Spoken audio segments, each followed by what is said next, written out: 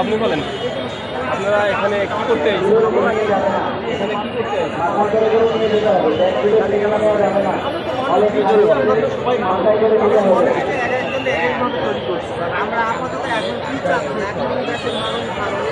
আপনারা কোন জায়গা থেকে এসেছেন?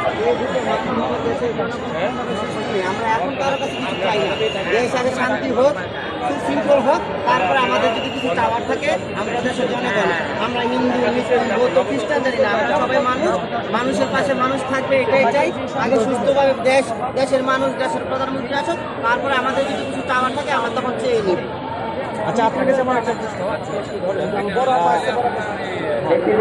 মাসি আসছে, মাসি আপনার কাছে আমার একটা প্রশ্ন, যে আগে আমরা বাক স্বাধীনতা ফিরে পাইনি, এখন কিন্তু আমরা বাক স্বাধীনতা ফিরে পাইছি।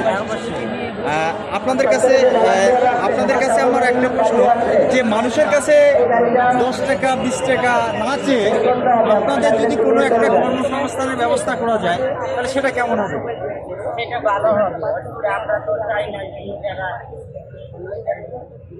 যে আমাদের সবচেয়ে ভালো, যেটার জন্য আমাদের ভালো রাখতে ভালো